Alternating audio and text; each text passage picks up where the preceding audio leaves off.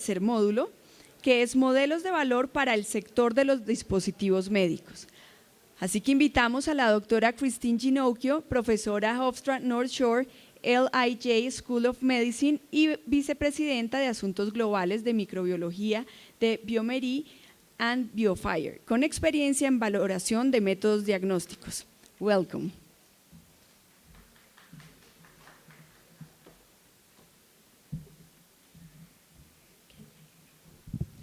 Buenas tardes. Es un placer hablar con ustedes hoy.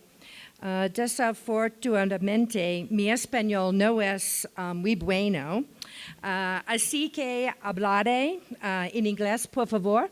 ¿Ok? ¿Sí? Gracias. Muchas gracias. Okay. Here we go. Okay. Well, good afternoon, everyone. It's really my pleasure, as I said, to be here this afternoon. And just a little bit about my background. I spent 40 years directing large diagnostic laboratories in New York City. And over the course of those 40 years, we've seen a great change in diagnostics. And key to diagnostics today is just not bringing up a new test, but very important is the value that that test brings to the patient, to the physician who needs to make the diagnosis, and also the value that that diagnosis brings to the institution. Today we're in an economy that we have to be very careful about the tests that we choose. We want to make sure that we choose the best tests that really afford the best care of our patients.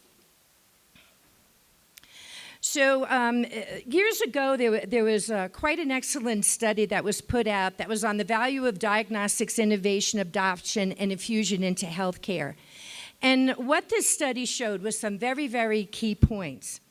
It showed that diagnostics enables accurate detection of health risks and disease at early stages. It improves the treatment and disease management while diminishing subsequent health problems and their associated cost. Diagnostics serve as a key role in the health value chain by influencing the quality of our patient care, our health outcomes, and of course, downstream resource requirements. If you take a look at diagnostics, it's really evolved through our understanding of basic biological principles, basic science research, and along with, in the last 10 years especially, enormous advances in science and in technology. Emerging today are entirely new categories of diagnostics based on the full continuum of care that we have to offer for our patients and how we can really provide more personalized medicine. So this can start in the pre-disease state where a patient comes in and we find out that you're diabetic, in primary risk assessment for what's going to happen to that patient over the course of time, crucial in making a diagnosis, secondary risk, which is now prognosis, how well will our patients do? What are the appropriate drugs we're going to select? How do we target the specific treatments? And finally, over time, particularly as we age, how do we monitor disease and conditions, and how do we manage our patients? And all of this is part of this health care. So actually, what we're really trying to do when you think about health care today is what we want to do is match the right patient with the right treatment at the right time in the course of their disease. So this was actually the key summary of this report. And it said, while diagnostics comprise, now think about this is really important, less than 5% of total hospital costs, diagnostics influence as much as 60 to 70% of healthcare making decisions. It costs us a little bit of money to get a tremendous amount of knowledge. But yet in healthcare today, we may not think about, well, we knew that new MRI scanner, the new CT scanner, but to spend a couple of $1,000s on a new test or an instrument for the laboratory, it seems like it's such a burden, but yet it provides such important information. The value of diagnostics accrues not only for our clinicians and our patients, but to those that manage the healthcare systems, third-party payers, our insurance, whether it's private or government, and also our quality assurance organizations. There's a lot of differences in today's healthcare technology. Now we're faced with a lot of new rapid, accurate, sensitive tests that really impact patient outcome more so than ever. And also the financial resources that are really limited within our field.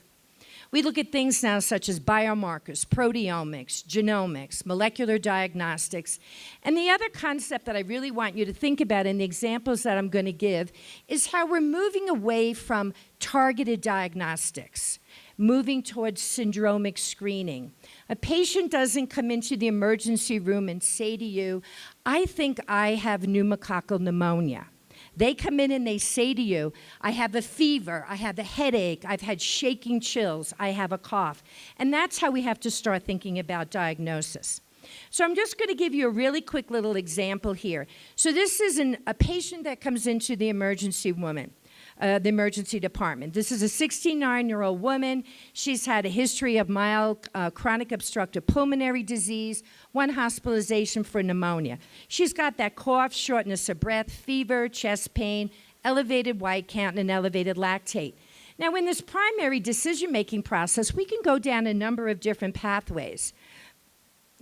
We worry about things. This is a cardiac condition. Maybe she has congestive heart failure, acute cardiac syndrome. Maybe it's respiratory, with or without bacteremia or sepsis.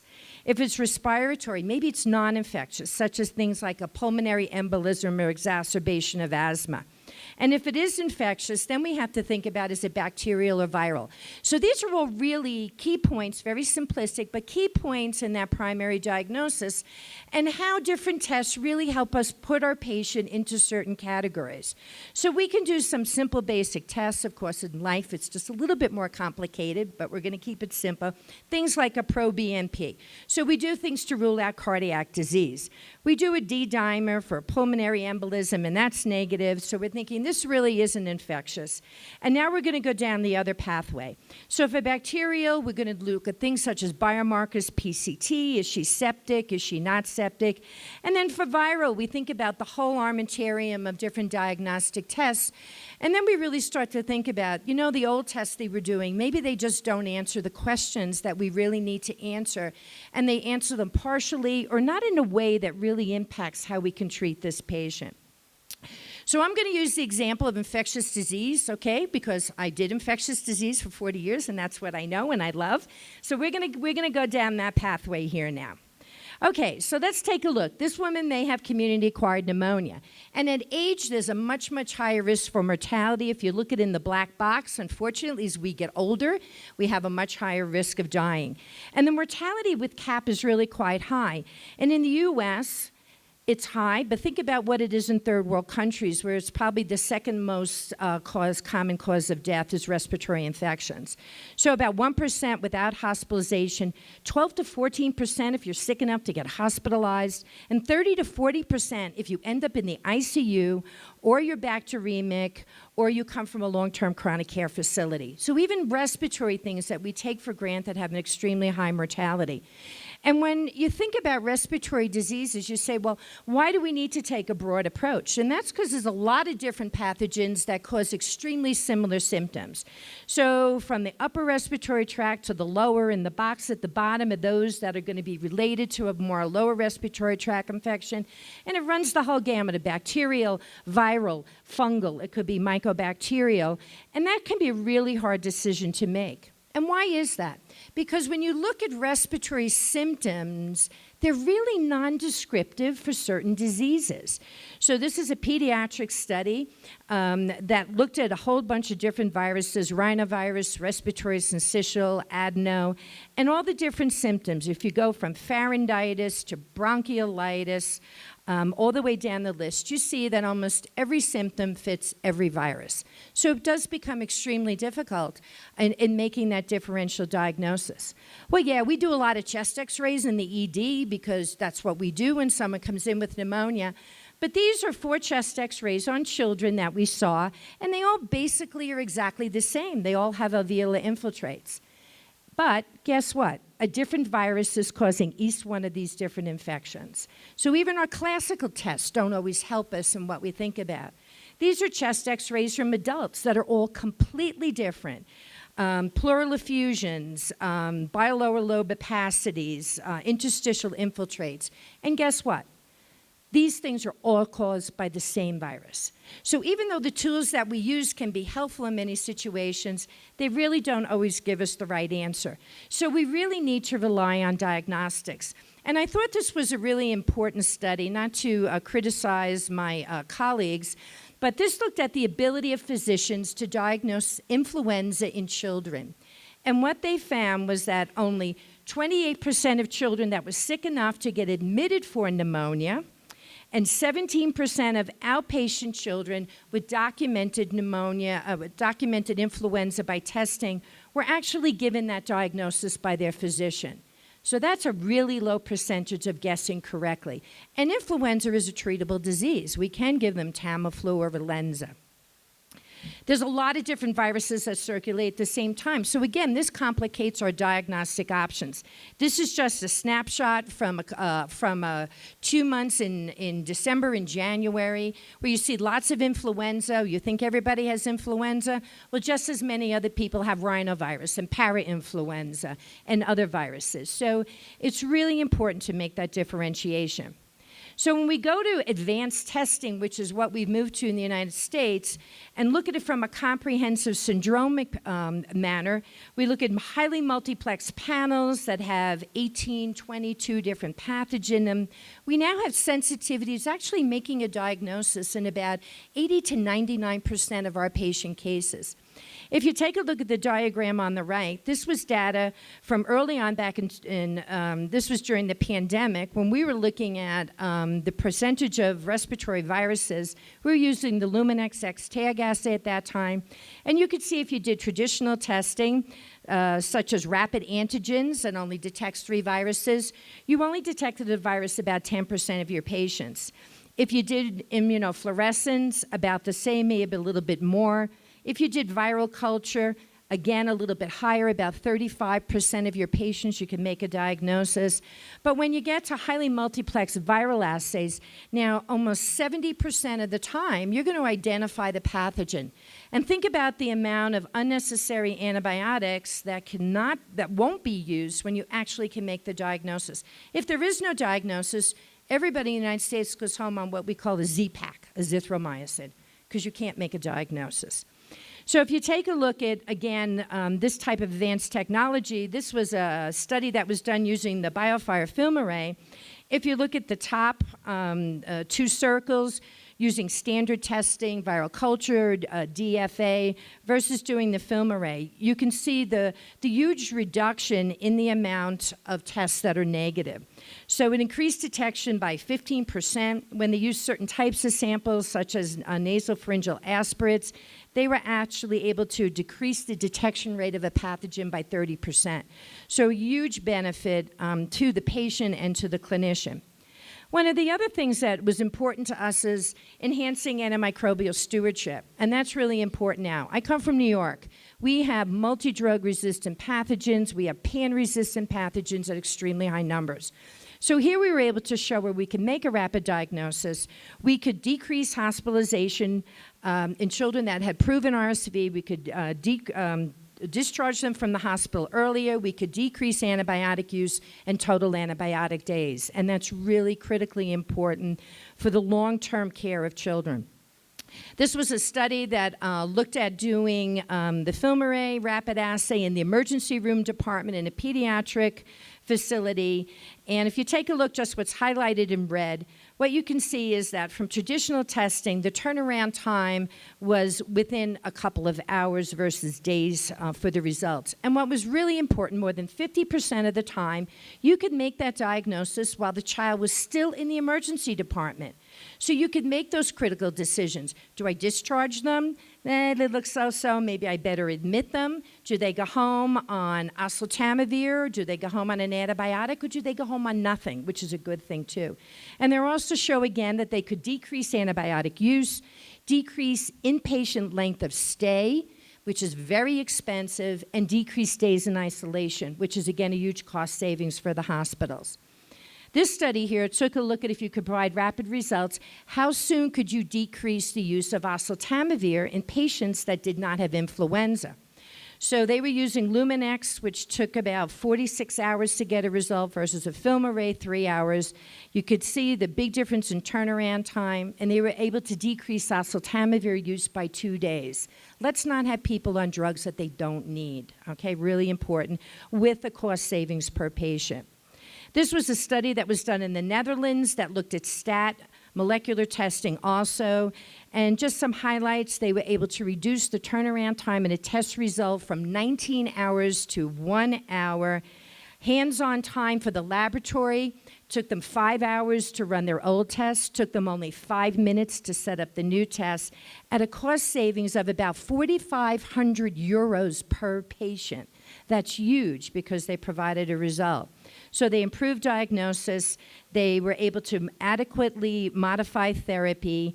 They estimate about 175,000 euros in less isolation days, less nosocomial infections. Sure, the testing was a little bit more expensive, but the price of what they gained in hospital savings and patient care was very large. So here's our undifferentiated patient in the ED. Her viral PCR is negative, and now we're going to go to the bacterial side. And now in ruling out sepsis, this is where we get into a really, really critical area where time means everything. Okay, so this was a landmark study by Kumar that took a look at survival of sepsis if you come to the emergency room and you're hypotensive, if you're put on the correct antibiotic. Okay, so that top line at the left at over the 80%, if they guess right and you're put on the right antibiotic, you have about an 80% chance of surviving sepsis. As time goes on, within 36 hours, if you're on the incorrect antibiotic, your chance of surviving that episode is about 3%. You don't have time to make a mistake when someone has sepsis. So it doesn't matter if you're culture positive, if you have a bloodstream infection, if you get it in the community or you get it nosocomially, your chance of surviving on inappropriate therapy in the black bars is markedly, markedly decreased. It doesn't matter what your site of infection is, nor does it matter what the type of infection is. Again, it's all about being on the right antibiotic. So as a result, what do? We have to treat with broad-spectrum antibiotics. We're not going to take a chance that our patient is going to die, but it's really a balance. We want to provide a great outcome for our patients, but at the same time, we're trying to avoid antibiotic resistance and all the associated complications. So in this CDC study, they estimate that about 2 million patients in the U.S. each year are infected with a multi-drug-resistant pathogen, with about 23,000 deaths. And as a result, about 260,000 cases of Clostridium difficile and about 20-something thousand deaths per year. If you look at the WHO report, they estimate if we don't stop the spread of antibiotic-resistant organisms, by 2050, 50 million people will die a year from a multi-drug-resistant infection. It will be the #1 killer in the world, above TB, above malaria, and above HIV. And the other really key thing why we need to improve our diagnostics is, you know what? It's really good to de-escalate from these really broad-spectrum drugs. You think, well, great, my patient's doing fabulous, but actually some narrow-spectrum drugs, for example, the treatment of an MSSA bacteremia, you're much better on nafcillin than you are on something like vancomycin. So we want to know so we can de-escalate. In this study, it looked at all patients, whether you're on adequate or inadequate therapy. On the bottom of the patients that were initially started on adequate therapy, and everyone that's a star showed they had a better 30-day mortality if they de-escalated to appropriate antibiotics. All right, so let's take a look at what we do traditionally in micro. It's slow. I mean, a patient coming in to grow a positive blood culture, then from there to get a susceptibility testing, you're looking at results that take anywhere between 2 and 4 and 6 days. Well, 2 days is 48 hours. Your patient was dead in 36. So we really need to back it up and increase this. So let's go back to our patient. What can we do? We can add on things like biomarkers. Procalcitonin. Patient comes in, elevated procalcitonin. This is telling me now I'm probably dealing with a bacterial infection, okay? We know that it increases as you go from an infection to sepsis to severe sepsis, and it really helps improve our diagnosis of sepsis. Okay, we do the routine things, blood cultures, urine cultures, sputum cultures. Our respiratory panel is negative here. Okay, but she's not doing well. And we're looking at 24 hours later, she's got a rising PCT. This is not a good sign. Her blood culture is now positive, but we only have a gram stain. And this is when we would get her actual identification and susceptibility test result. But that really depends on the lab hours. And if that's even extended, it could take even longer.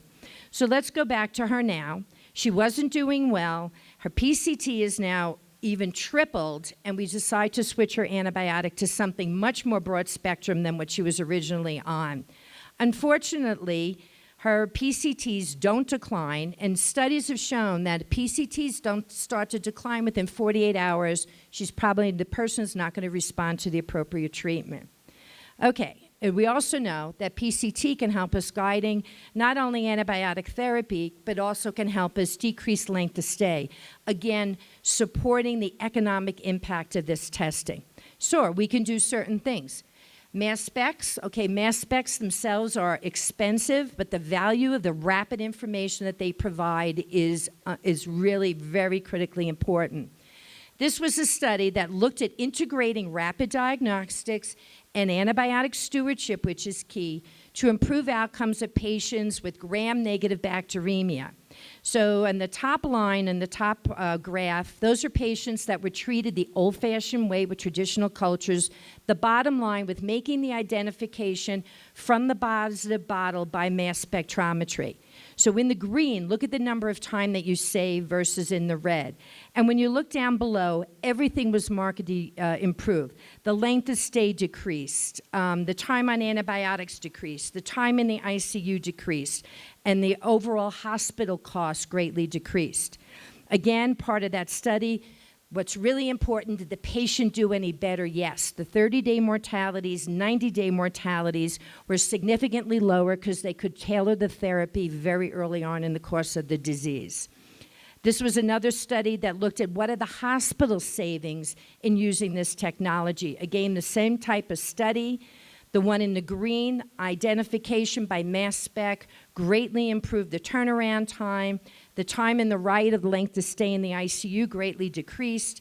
And overall, everything decreased, whether it was hospital stay, the time to the detection of the bloodstream isolate. And if you look at the savings and costs, it was $20,000 to $25,000 per patient in improved hospital savings. All right, so here's our patient. Here's her ID and her AST.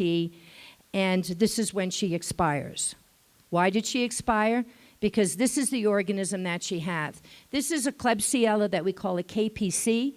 It's just about resistant to every drug that we have. About 50% of our Klebsiellas in some of our hospitals in New York City are carbapenemase producers, and we only have one option, and that's to treat these patients with colistin, okay, in combination with the carbapenem. So this is a really critical situation. What would have happened if we could have had that identification back at just 13 hours after that patient was admitted to the hospital? And there's a lot of technology that can do this.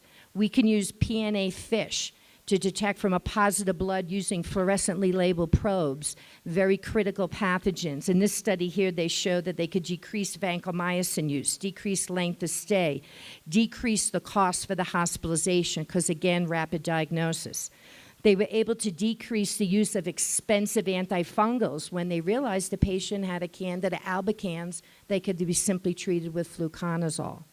This was a study looking with the Cepheid gene expert, where they were able to determine if it was MRSA within an hour from a positive blood culture. Again, they had a result 1.7 days sooner. They decreased length of stay and decreased overall hospital costs by $21,000 per patient for a test that costs you less than $100, maybe $50. So $50 was in return for $21,000. And this is another example. This is using a system called Verigene, again, decrease versus conditional time. This was a really nice study that just came out from Mayo using the film array in the red, where they could identify the organization, the organism name, And they were able to make an intervention in 1.3 hours versus 22 hours doing it traditionally. And again, they decreased vancomycin use. They were able to appropriately target and treat things like MSSA. They decreased the duration of using drugs like Rizocin, more broad spectrum when it wasn't necessary. A faster time to de-escalation, really critical for what we want to do. And then finally, in this one study, what they did was they looked at taking this rapid result in 1 hour, using their hospital antibiogram and coming up with guidelines for treatment. And in doing so, using that identification alone based on their antibiogram, they could have changed therapies and been correct 99.2% of the time without having a susceptibility yet. So these are the kind of things that are so critical. But in my heart, what I think is one of the most critical things, just I'm going to end on, is the 1-month-old that comes in with ruling out sepsis meningitis in a newborn. Yeah, it could be E. coli, it could be group B strep, it could be herpes simplex 1 and 2, total listeria monocytogenes, totally different treatments. So we now have highly multiplex panels that can answer these questions. Whether you're a baby, whether a young child, whether you're that teenager that gets Neisseria meningitidis or the adult that gets zoster meningitis. And then finally in our immunocompromised patients that may get cryptococcosis or listeria. And now think of that patient comes to the ED and in 1 hour you can make that diagnosis because these pathogens are included on these panels. Think about the clinical impact for the patient in that decision-making process. And this is just an example showing how enterovirus alone can save so much by making that diagnosis in hospital savings and patient treatment. So just in finalizing, when we think about what we're doing, we want to optimize healthcare outcomes and provide economic value.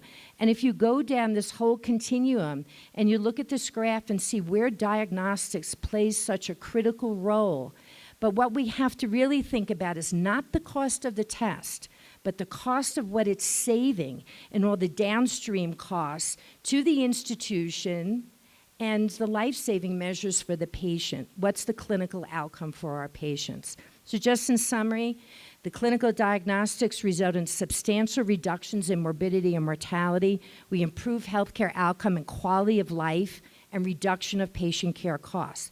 Plays a key role in the whole healthcare chain by directly and indirectly influencing our quality of care, outcomes, and how we actually use our resources. And these and future diagnostics, they offer a significant ability to further advance the efficiency of how we provide healthcare services.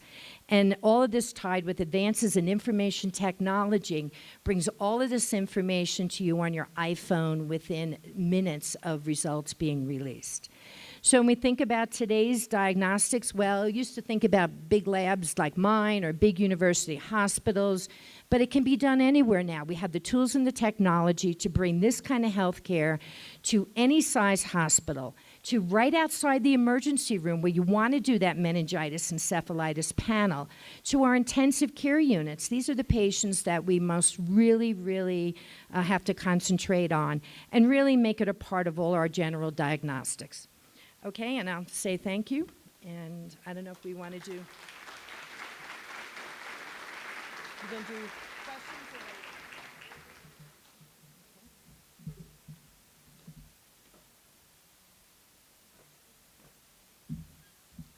or... Muchísimas gracias.